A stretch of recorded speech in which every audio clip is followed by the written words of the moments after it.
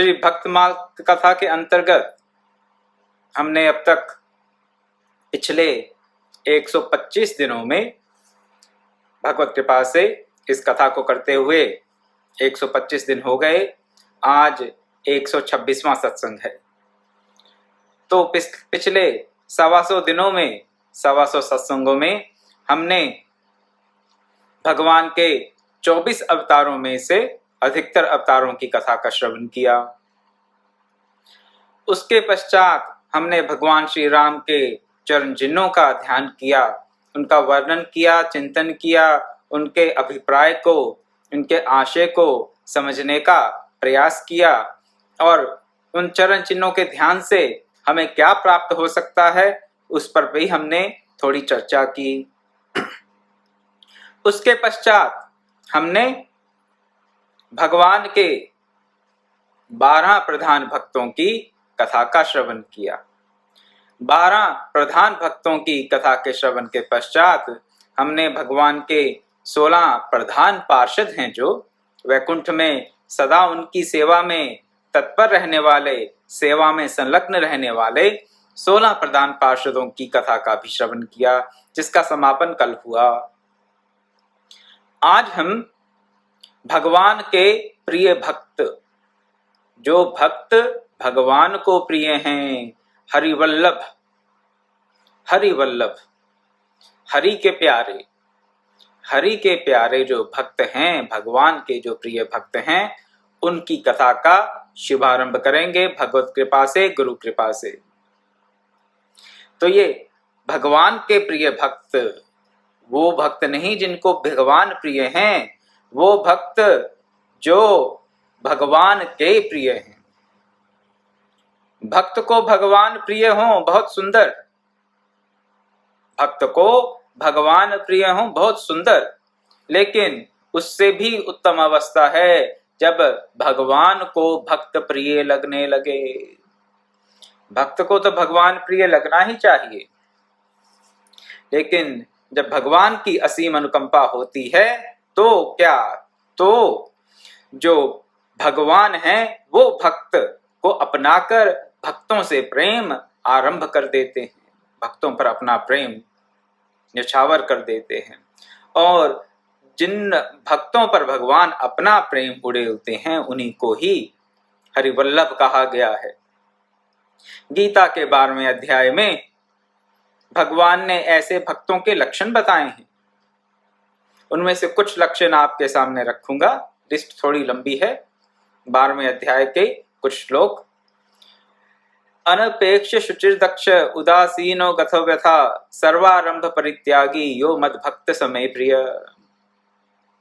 12वें अध्याय के मध्य के पश्चात जितने भी श्लोक हैं उनका अंत यो मद भक्त समय प्रिय ऐसे शब्दों से अंत होता है, जिनका आशय यह है कि जो ये भक्त मुझे प्रिय हैं।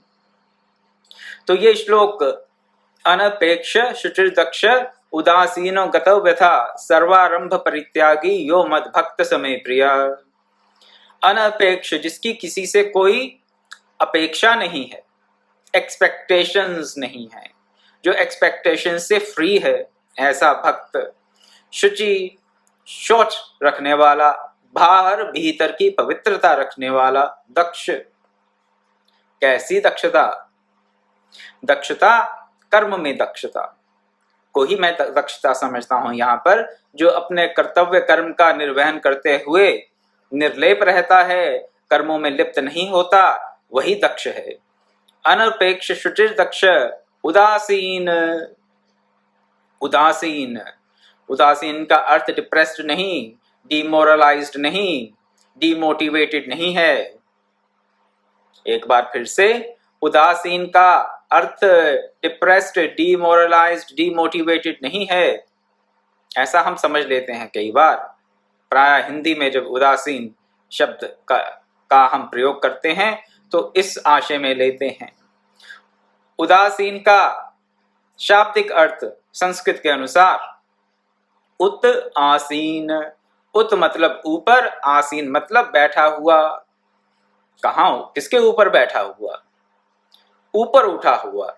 दुनिया के, इस संसार के द्वंद्वों से, झंझटों से जो ऊपर उठा हुआ है, इनका परित्याग कर दिया, संसार का परित्याग कर दिया? नहीं, ये अवश्य नहीं। लेकिन दुनिया में रहते हुए भी इस जगत के जो द्वंद्व हैं, दुनिया के जो झमेले हैं, सुख दुख, शीतोष्ण, ये जो चलते रहते हैं द्वंद्व इस जगत में, उनसे जो ऊपर उठा हुआ है, जो इन झमेलों में रहते हुए भी इनसे व्यथित नहीं होता, वही उत आसीन है, उसी को ही उदासीन की संज्ञा दी गई है। तो अनपेक्ष शुचि दक्ष उदासीन गतो व्यथा, जिसकी व्यथा समाप्त हो चुकी है, गतो व्यथा। फिर आगे कहते हैं सर्वारंभ परित्यागी, जिसने सब प्रकार के आरंभों का परित्याग कर दिया। आरंभों का परित्याग, आचार्यों ने सर्वारंभ परित्यागी का अर्थ इस प्रकार से किया है, जिसने काम्य कर्मों का, ऐसे कर्मों के अनुष्ठान का आरंभ करना छोड़ दिया है जिससे कि हमें खुद किसी कर्म फल की अपेक्षा हो। काम्य कर्मों का त्याग, कामना से प्रेरित होकर किसी भी कर्म को भक्त जो आरंभ नहीं करता, वो भक्त कौन है? भगवान कहते हैं यो मद भक्त समे प्रिय, वो भक्त मुझे प्रिय है, वो भक्त मुझे प्रिय है। जिसकी कोई, फिर से एक बार, एक ही श्लोक में ये सारे गुण बताए हैं, ऐसे कुछ और श्लोक भी हैं गीता के 12वें अध्याय में, अगर आप चाहें तो अध्ययन कर सकते हैं। अनपेक्ष, जिसकी कोई अपेक्षा नहीं, शुचि, जो बाहर भीतर से पवित्र है, जो कर्मों में कुशल है, दक्ष, कर्मों में लिप्त नहीं होता, उदासीन है, इस जगत के झमेले से ऊपर उठा हुआ है। अनपेक्ष शुचि दक्ष उदासीन गतो व्यथा, किसी भी प्रकार की व्यथा से भी छूटा हुआ है। भांति भांति की व्यथाएं हैं जीवन में हमारे, कभी अपने शरीर को लेकर एक सर दर्द ही में हमें व्यथित कर देता है, और बातें तो छोड़िए, थोड़ा सा सर दर्द हो जाए हमें किसी एक दिन, एक घंटे के लिए भी, उसी से ही हम व्यथित हो जाते हैं। तो शारीरिक व्यथाएं हैं, मानसिक व्यथाएं हैं, भांति भांति की व्यथाएं हैं इस जगत में। जो भांति भांति के ताप हैं, 3 प्रकार के ताप बताए जाते हैं, आधिदैविक, आधिभौतिक और आध्यात्मिक। इन्हीं को ही आप भांति भांति की व्यथाएं समझे। जो इन व्यथाओं से ऊपर उठा हुआ है, इन व्यथाओं से जो व्यथित नहीं होता, वही इनसे ऊपर उठा हुआ है। और जिसने सब प्रकार की कामनाओं का परित्याग करके ऐसे कर्मों का भी कभी आरंभ नहीं करता जो कामना से प्रेरित हों, भगवान कहते हैं ऐसा भक्त मुझे प्रिय है। ऐसे भक्तों की कथा का अब हम श्रवण करने जा रहे हैं। भगवान की असीम अनुकंपा है कि हम भक्तमाल ग्रंथ के इस खंड पर अब अपना अधिकार प्राप्त करने जा रहे हैं। अधिकार प्राप्त कर रहे हैं, हाँ, बिना अधिकार के कथा श्रवण नहीं हो सकती। अगर हम कथा श्रवण कर पा रहे हैं तो उसमें हमें भगवान ने अधिकार दे दिया है। भगवान के अधिकार देने के पश्चात ही, अधिकार देने का परमिशन दे दी है, ऐसा समझ लीजिए, परमिशन दे दी है। तो अब तो कम देखने को मिलता है, पहले हम देखा करते थे कहीं कहीं कार्यालयों में, गवर्नमेंट ऑफिसेज में लिखा होता था नो एडमिशन विदाउट परमिशन, बिना आज्ञा के अंदर आना मना है। तो ये भगवान की आज्ञा ही मिलती है, भगवान हम पर अनुकंपा करते हैं, भगवान हमें अधिकार दे रहे हैं। किस बात का अधिकार दे रहे हैं भाई? कौन सी अथॉरिटी मिल रही है? हम कौन से चीफ मिनिस्टर प्राइम मिनिस्टर बन रहे हैं? नहीं, चीफ मिनिस्टर प्राइम मिनिस्टर बनने की बात नहीं है यहाँ पर। यहाँ पर भगवान हमें अधिकार दे रहे हैं ऐसा जो चीफ मिनिस्टर प्राइम मिनिस्टर को भी प्राप्त नहीं हो सकता। कैसा अधिकार? उनके प्रिय भक्तों की कथा के श्रवण का अधिकार। आप इस अधिकार के मूल्य को समझें, मेरा आपसे अनुरोध है, निवेदन है। आप इस अधिकार के मूल्य को समझें। भगवान ने ये जो आज्ञा दी हमें कि हम भगवान के प्रिय भक्तों की कथा का श्रवण करें, इससे उत्तम अधिकार और कोई ही हो सकता है। क्यों? भगवान के प्रिय भक्तों की कथा का श्रवण करेंगे तो भगवान के प्रिय हम बन ही जाएंगे। यो मद भक्त समय प्रिय। कथा श्रवण का यही लाभ है मेरी दृष्टि से, और कोई लाभ नहीं।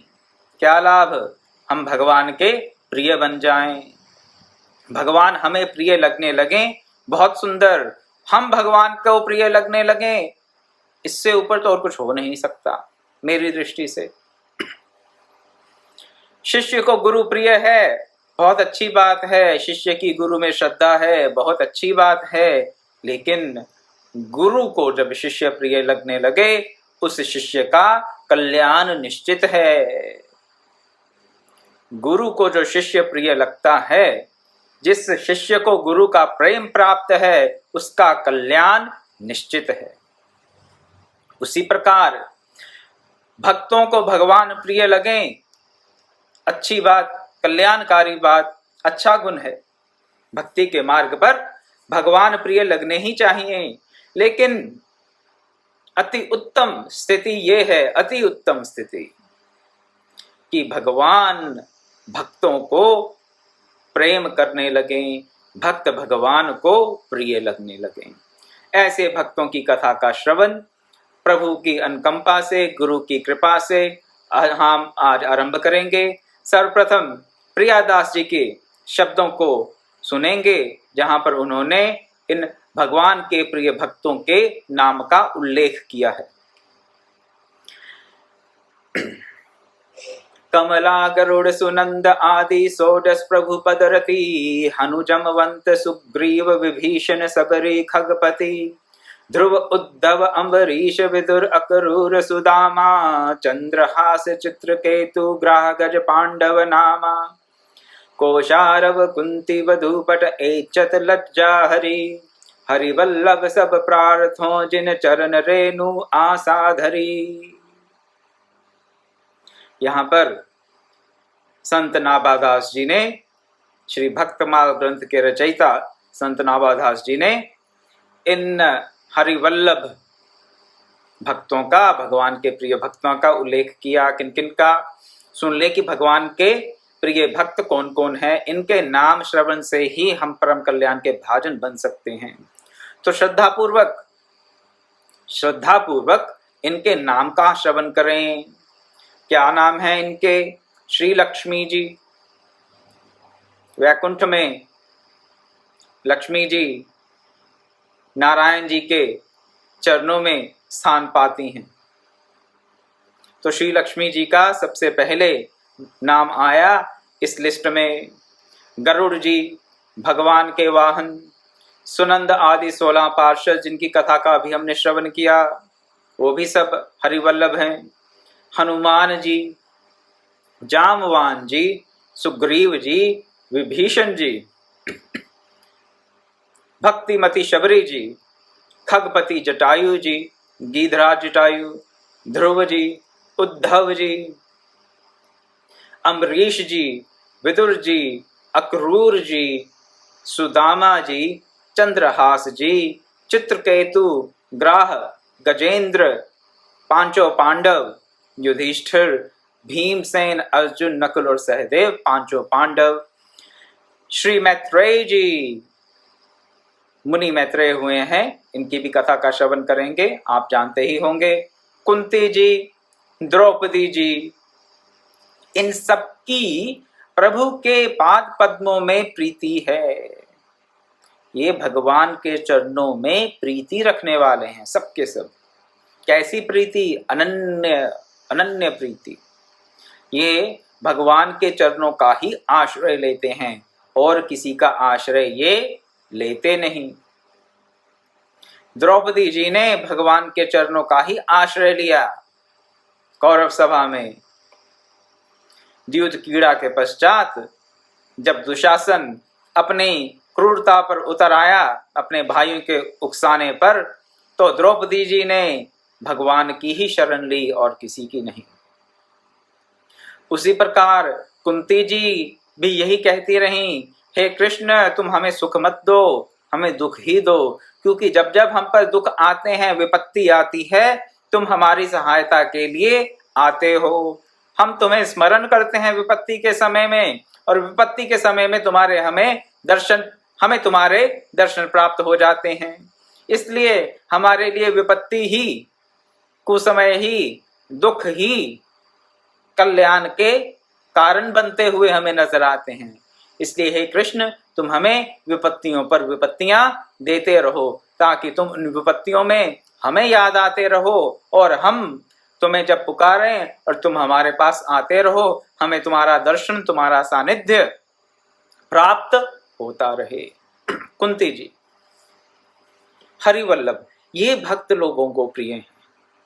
दुख को इसलिए मांगते हैं, संताप को इसलिए मांगते हैं, अपने जीवन में कष्ट को इसलिए मांगते हैं, क्योंकि उनको पता है कि सुख में शायद हम भगवान को याद करें ना करें, दुख में, कष्ट में, संताप में तो भगवान याद आते हैं। भगवान याद आएंगे तो हम भगवान के स्मरण से उनके कृपा का प्रसाद पाएंगे। इसलिए कुंती जी कहती हैं कि आप हमें कष्ट ही दें। हनुमान जी, सुग्रीव जी, जामवान जी, विभीषण जी, सभी के सभी भगवान के चरणानुरागी ही हैं। भगवत चरणों के अलावा और कोई इनका आश्रय है ही नहीं। तो जिनकी ऐसी एकनिष्ठ अनन्य भक्ति है, वो सब भक्त भगवान को प्रिय होते हैं। इन्होंने क्या किया? चरणों की रज को प्राप्त करने की आशा मन में धारण कर रखी है। और कोई आशा नहीं है, एक ही आशा है, क्या? कि भगवान के चरणों की रज हमें प्राप्त हो। कुछ नहीं चाहिए। भगवान से क्या चाहिए? उनके चरणों की रज, और कुछ नहीं। सकल सुमंगल मूल जग गुरुपद पंकज रेणु। वैसे ही गुरु कह लीजिए, भगवान कह लीजिए, गुरु चरणों की धूल, भगवान की चरण रज पूरे के पूरे कल्याण का सकल सुमंगल मूल जग। इस जगत में जितने भी मंगल हो सकते हैं, सुमंगल हो सकते हैं, उनका मूल कारण भगवान के चरण रज, गुरु की चरण रज ही है, और कुछ नहीं। तो ये हरिवल्लभ भक्त, भगवान के प्रिय भक्त, भगवान की चरण रज को छोड़कर और किसी भी वस्तु की अभिलाषा नहीं करते। उनको भगवान की चरण रज मिल जाए तो उनको सब प्राप्त हो गया। शिष्य को गुरु की चरण रज मिल जाए, शिष्य को सब प्राप्त हो जाता है। इसमें कोई संशय नहीं। ये कोई अतिशयोक्ति नहीं है, ये कोई अर्थवाद नहीं है। It's not just a figure of speech, it is not an exaggeration। ये सत्य है, अटल सत्य है। जितना सत्य कुछ और हो सकता है, उससे भी ऊंचा सत्य ये है कि भगवान की चरण रज से, गुरु की चरण रज से शिष्य को, भक्त को सब प्राप्त हो जाता है, सब प्राप्त हो जाता है। कोई संशय नहीं, कोई भी संशय नहीं इसमें। ऐसी दृढ़ निष्ठा होगी अगर हमारी, ऐसी श्रद्धा होगी संतों के चरणों में, गुरु के चरणों में, भगवान के चरणों में, तो हमारा कल्याण निश्चित है। कल्याण क्या? यही कल्याण कि भगवान की शरण प्राप्त करेंगे, भगवान की सेवा को परम लाभ मानेंगे और भगवान की सेवा करके उनको प्रसन्न करने की चेष्टा करेंगे। भक्त के लिए यही करनी है, और कुछ नहीं, और कुछ नहीं।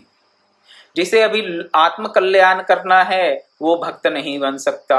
जिसको दुनिया सुधारनी है, समाज सुधार करना है, लोक कल्याण करना है, वो भी भक्त नहीं बन सकता। आत्म कल्याण करने वाला भक्त नहीं है, क्योंकि तो अभी उसे भी अपना कल्याण करना है। जिसे अपने कल्याण की चिंता है, वो उसकी अनुरक्ति प्रभु के चरणों में, गुरु के चरणों में कैसे होगी? जिसको अभी लोक कल्याण करना है, समाज का सुधार करना है, दुनिया को सुधारना है, दूसरों का उत्थान करना है, वो भी अभी भक्त पूर्ण रूप से नहीं हो सकता। क्यों?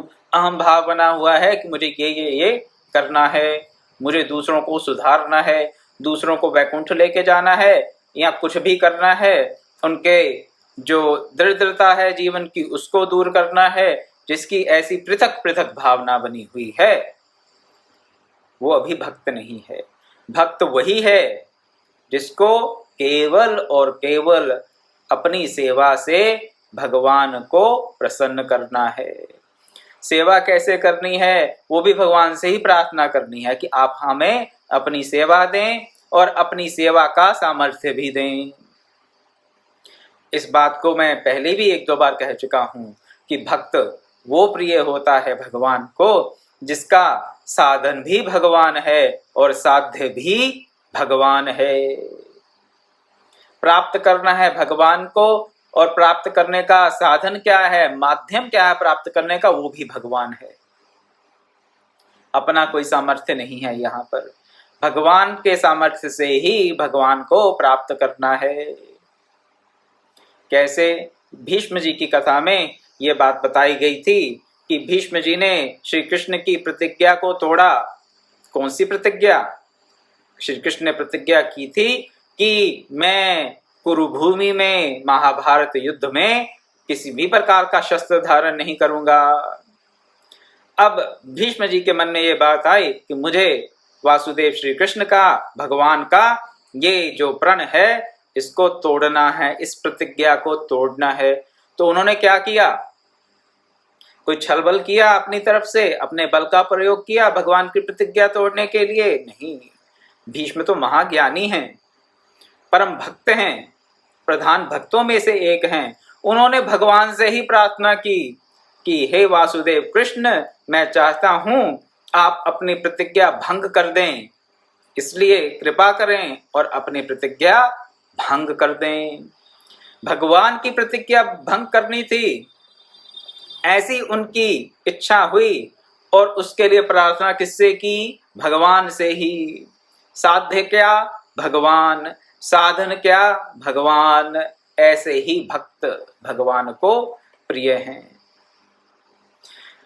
जिसको लोक रिझाना है, जिसको अपने मन को रिझाना है, मनोरंजन चाहिए, जिसे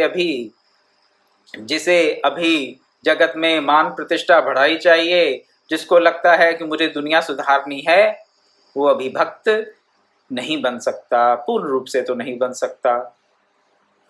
भक्त का एक ही ध्येय है, भगवत सेवा, और उस ध्येय के लिए उसके पास क्या साधन है? भगवान की कृपा। भगवान की कृपा से, भगवान की सेवा करके भगवान को ही प्रसन्न करने की चेष्टा, यही भक्त का एकमात्र ध्येय होना चाहिए, इसके अलावा और कुछ नहीं। जिसको किसी प्रकार की सिद्धि प्राप्त करनी है वो अभी भक्त नहीं हुआ। तो इन भगवान के प्रिय भक्तों ने एक ही बात रखी है मन में, और कुछ नहीं। वो बात क्या है? भगवान के चरण रज हमें प्राप्त हो। ऐसा है कि उनको अभी तक प्राप्त नहीं हुई है, लेकिन वो उसको बारंबार प्राप्त करना चाहते हैं।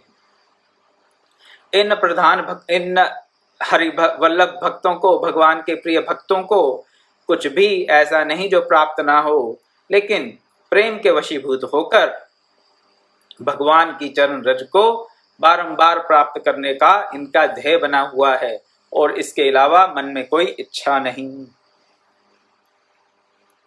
श्री पीरादास जी ने भक्तमाल पर कवित छंदों में टीका लिखी है, और उनकी टीका को अभी आपके सामने प्रस्तुत करूंगा।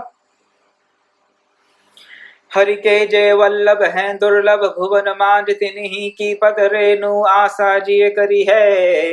योगी अतीत पीता सो मेरो कुछ काज नाही, प्रीति परतीत रीति मेरी मति हरि है। कमला गरुड़ जामवान सुग्रीव आदि सबई स्वाद रूप कथा पोथिन में धरी है। प्रभु सो सचाई जग कीर्ति चलाई, अति मेरे मन भाई सुखदाई रस भरी है। बड़ा सुंदर भाव श्री प्रियादास जी का। कहते हैं भगवान के जो प्यारे भक्त हैं वो 14 भुवनों में दुर्लभ हैं, 14 भुवनों में दुर्लभ हैं भगवान के प्यारे भक्त।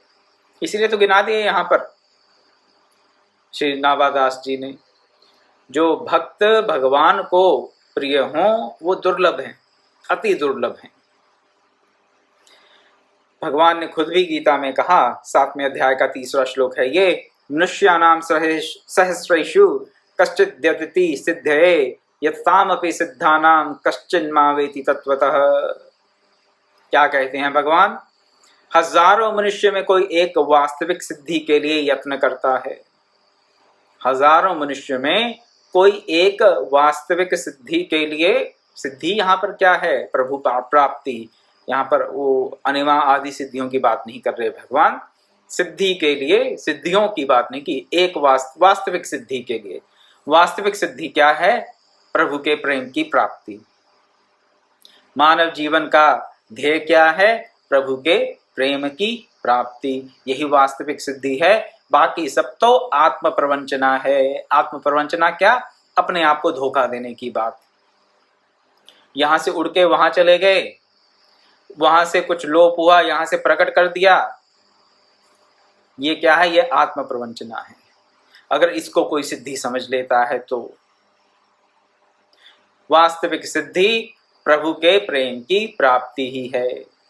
वैसे तो हमारे शास्त्रों में कहा गया कि मानव जीवन के 4 पुरुषार्थ हैं, धर्म, अर्थ, काम और मोक्ष। सत्य है, लेकिन भक्ति के आचार्यों ने, वैष्णवाचार्यों ने इन 4 पुरुषार्थों को प्रधान नहीं माना। उन्होंने बताया कि इन 4 पुरुषार्थों के अलावा जो परम पुरुषार्थ है मानव जीवन का, वो तो भगवत भक्ति, भगवत प्रेम की प्राप्ति ही है, अन्यथा मानव जीवन व्यर्थ है।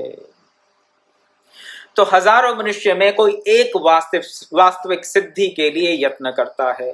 यत्न करने वाला ही हजारों में एक है, और उन यत्न करने वालों में कोई एक ही मुझे तत्व से जानता है।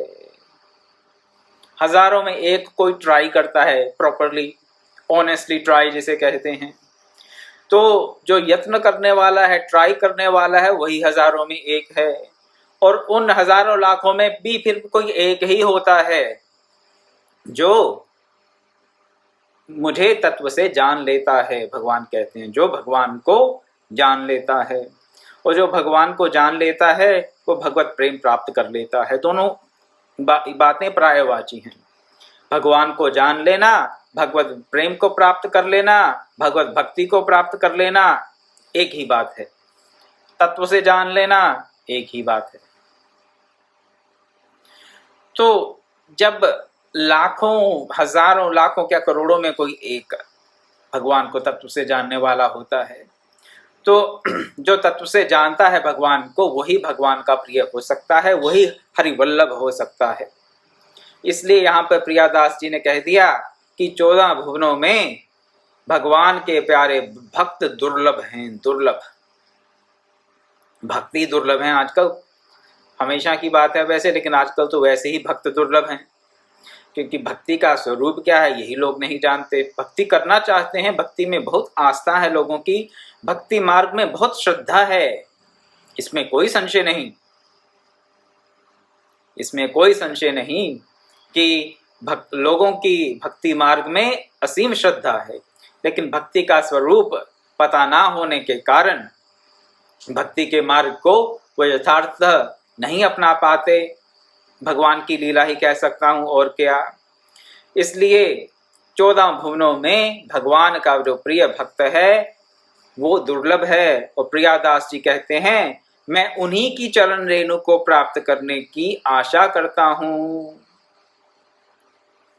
जो भगवान के प्रिय भक्त हैं वो भगवान की चरण रज प्राप्त करना चाहते हैं। प्रियादास जी कौन? जिन्होंने भक्तमाल पर टीका लिखी, वो कहते हैं कि मैं भगवान की चरण रज प्राप्त नहीं करना चाहता, मैं तो भगवान के प्रिय भक्तों की चरण रज प्राप्त करना चाहता हूँ। भगवान के प्रिय भक्तों की चरण रज परम कल्याणकारी है, प्रियादास जी का ऐसा निश्चय है। और इन भगवान के प्रिय भक्त जो कि 14 भुवनों में दुर्लभ हैं, इन भक्तों की चरण रज को प्राप्त करने का ध्येय है प्रियादास जी का। कहते हैं कि जो भक्तिहीन हैं, जिनमें भक्ति का अभाव है, जो चाहे योगी हों, सन्यासी हों, तपस्वी हों, लेकिन भक्ति नहीं है, उससे मेरा कोई प्रयोजन नहीं। प्रियादास जी बिना किसी हेजिटेशन के, बिना किसी संकोच के ये बात कह रहे हैं यहाँ पर कि मुझे जिनमें भक्ति नहीं, चाहे वो योगी हों, ज्ञानी हों, तपस्वी हों, यति हों, कोई भी हों, उनसे मेरा कोई प्रयोजन नहीं, प्रयोजन नहीं। विरोध नहीं कर रहे। देखिए, भक्त के मन के भाव को समझने का प्रयास करें। जो वास्तव में भक्त है वो किसी और मार्ग का विरोध नहीं करता। क्यों नहीं करता? उसे अपने मार्ग में आनंद आ रहा है तो आ रहा है। दूसरे के मार्ग को देखकर उसकी नुक्ताचीनी करना, उसको उसका खंडन करना, ये सब काम भक्त नहीं करता। क्या करता है? कहता है कि मेरा उससे कोई प्रयोजन नहीं है। भक्त को मालूम है कि जहां से भक्ति की धारा का प्रवाह नहीं हो रहा, वहां से मुझे कुछ प्राप्त नहीं होगा, इसलिए मेरा उससे कोई प्रयोजन नहीं, मेरा कोई लेना देना नहीं। उदासीन अवस्था, ना उसे अच्छा कहें ना बुरा कहें, केवल क्या कहते हैं भक्त कि हमारा इससे कोई प्रयोजन सिद्ध नहीं होता। क्यों नहीं होता? क्योंकि भक्ति की धारा का प्रवाह इन मार्गों में नहीं है। तो जो केवल और केवल कोरे योग का, नीरस ज्ञान का और भांति भांति के अलग अलग जो ये मार्ग बताए जाते हैं, तपस्या का, संन्यास का, लेकिन भक्तिहीन हैं, उनसे प्रियादास जी का कोई प्रयोजन नहीं। किससे प्रयोजन है उनका? भक्तों की प्रीति, विश्वास और उपासना की रीति ने मेरी बुद्धि को अपनी ओर खींच लिया है। भक्तों की प्रीति, विश्वास और उपासना की रीति, प्रेम है, आस्था है, श्रद्धा है, अटल विश्वास है, और क्या है? उपासना की एक रीति भी है। उपासना का जो विधान है उसमें प्रियादास जी का मन रम गया। क्यों रम गया? यहाँ पर भक्ति का रस है। ऐसा नहीं कि जो योगी हैं, तपस्वी हैं, उनको उस रस की प्राप्ति नहीं होती, हो सकती है। योग में भी सब कुछ करने के पश्चात, काफी कुछ, सब कुछ तो नहीं, काफी कुछ करने के पश्चात एक स्टेज आती है, एक स्थिति आती है जिसको कहा जाता है ईश्वर प्रणिधान। ईश्वर प्रणिधान में क्या बताया जाता है? ईश्वर को अपने आप को समर्पित कर दीजिए। लेकिन सबसे पहले नहीं बताया जाता, वहां पर ईश्वर प्रणिधान सबसे पहले नहीं बताया जाता। तो प्रियादास जी का मन वहां नहीं लगता, क्योंकि उनको लगता है कि ये बाकी जो इसके मार्ग के और जो स्थितियां हैं और स्टेजेस हैं, वो तो सारी नीरस हैं, उनमें रस नहीं आ रहा, उनमें प्रभु के प्रेम, प्रभु की भक्ति का दर्शन नहीं हो रहा। तो इसलिए प्रियादास जी को वहां पर रस नहीं आता। कहते हैं मेरा कोई उससे प्रयोजन नहीं। प्रयोजन किससे है? उन सब से प्रयोजन है जिनसे प्रभु के प्रेम के रस की प्राप्ति होने की संभावना है। जहाँ पे प्रभु प्रेम की जो धारा है उसका अवलोकन हो रहा है, और वो अवलोकन उनको कहाँ हो रहा है? भक्तों की प्रीति में, भक्तों की आस्था में और भक्तों की उपासना में। प्रियादास जी ने भक्तों का प्रेम, भक्तों की श्रद्धा और भक्तों की उपासना देखी, वहां पर उनको परमानंद नजर आया, और जहां परमानंद नजर आया उसी को प्राप्त करने के लिए उनका मन एकनिष्ठ हो गया। और वहीं पर उनका मन रम गया। अब इन भक्तों की कथाएं कहाँ मिलती हैं वो आगे बताते हैं। कहते हैं लक्ष्मी, गरुड़, जामवान और सुग्रीव आदि की अति मधुर कथाएं इतिहास, पुराण आदि ग्रंथों में हमें उपलब्ध हैं। इसलिए मैं उनका श्रवण करना चाहता हूँ। और जिन भक्तों ने प्रभु से निष्कपट प्रेम किया, निष्कपट प्रेम, अनकंडीशनल लव, निष्कपट प्रेम, प्रेम ऐसा जिसमें किसी प्रकार का कपट ना हो, जिसमें किसी प्रकार की कंडीशन ना हो, जिसमें किसी प्रकार का स्वार्थ भाव ना हो, ऐसा निष्कपट दिव्य प्रेम भगवान के साथ जिन्होंने किया तथा संसार में अपनी और भगवान की कीर्ति फैलाई। अपनी और कीर्ति और भगवान की कीर्ति कैसे फैलाई? निष्कपट प्रेम के द्वारा। भक्ति का मूल तत्व निष्कपट प्रेम ही है और कुछ नहीं। अगर भक्ति की कोई परिभाषा पूछे मेरे से तो भक्ति की परिभाषा यही है, निष्कपट प्रेम। किससे? प्रभु से, प्रभु के भक्तों से। प्रभु से भी निष्कपट प्रेम हो और प्रभु के भक्तों से भी निष्कपट प्रेम हो। और ऐसे जो प्रभु के भक्त हैं जिनका भगवान में निष्कपट प्रेम था और उस निष्कपट प्रेम के चलते उन्होंने अपनी और भगवान की कीर्ति को जगत में फैलाया, ऐसे भक्तों को प्रियादास जी उनकी कथा को बड़ा ही अच्छा मानते हैं। उनके मन को ये कथाएं भाती हैं।